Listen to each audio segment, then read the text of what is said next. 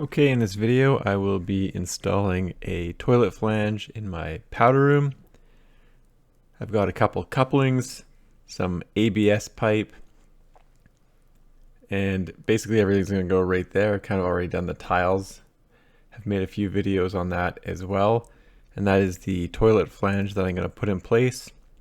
Some toilet flanges are fixed. This one has actually a rotating top. So once the ABS pipe is in place, you can still turn the top of it to adjust for the screws. Obviously I've got the ABS cement and I got some brass screws for this. I picked up a whole bunch because they were on 80% off. Must be having some sort of a clear out sale.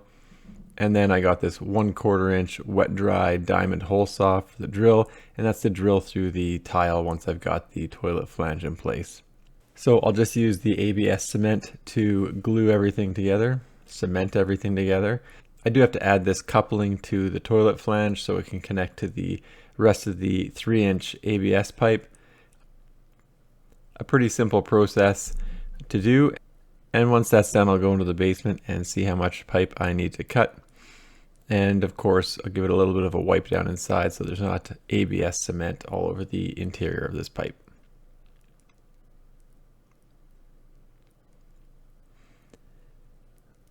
Okay, so I'll just drop the toilet flange where it's supposed to go.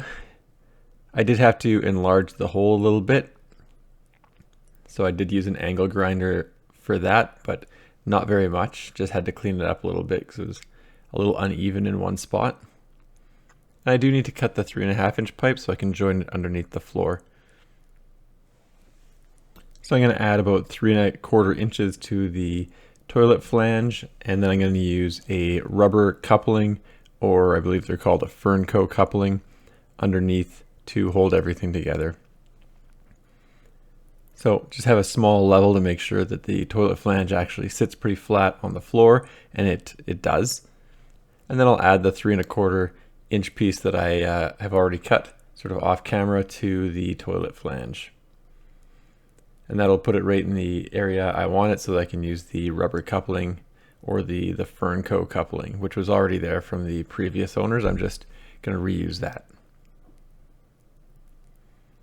And I'll let this set up for a couple of minutes, and then I'll go down and install this rubber coupling or the Fernco coupling, like I said.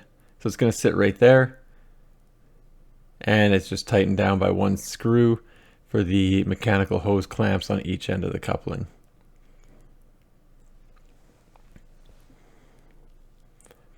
So hard to use a screwdriver and hold a camera at the same time, so I did tighten those off camera. And I will do a quick demo on how this diamond drill bit works. You're supposed to start on a bit of an angle, about 45 degrees to the tile, with some water. Once you've sort of made an indentation at the 45 degree, tilt the drill to a vertical position and then just keep drilling, add some water, keep drilling. And I found this drill bit doesn't work that well. It's not a very fast drill bit, that's for sure. But it does get through this hole as well as the 4 other holes that I drill for the actual toilet flange. The other thing I don't like about this drill bit is the tile gets gummed up inside and you have to sort of knock it out with something like a nail like this. And although it came out easily for this one, it does get more difficult to knock the debris out from inside of that hole saw. And I'm using a number 10 screw for this application. And those are 2.5 inches long, and they go just barely through the subfloor. They do poke down into the basement just slightly. So before I start making holes in the floor, I'll just make sure that the toilet flange is in the correct position. So it's about 12 inches from the wall on that side, and go to the other side and get it as well 12 inches from the wall. So I'll put everything in fast motion. I did put some tape on the floor and toilet flange so it doesn't move around while I'm doing the drilling. You don't really have to worry about the 45 degree angle, because I'll be drilling through the holes on the toilet flange and it's not going to move around as much. But if you're just drilling straight into the tile without the toilet flange, the drill bit does move around. It does help to go in that 45 degree angle. So spray some water, drill, spray some water, drill. Pretty easy. Like I said, that drill bit actually doesn't work that well. It's very slow. And then once the holes are drilled through the tile, I didn't go all the way through the floor. That'll make the hole too big for the screws I got. I will take a very small drill bit and do a pilot hole so that these screws don't lift the floor or cause damage underneath, which could obviously crack the tiles.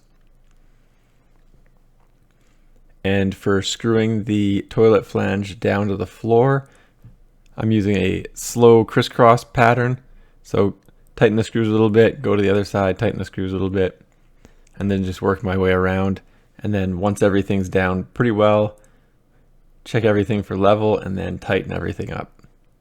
And once the screws are firmly secured to the floor, that's about it. Overall, pretty easy job. I did have the benefit of having the plumbing exposed in the basement, so it made it very easy to do the plumbing underneath the floor. If you're doing it on a second floor or your basement was finished, it might be a little bit more challenging to get the plumbing all hooked up. Anyway, thanks for checking out my video. Don't forget to like and subscribe.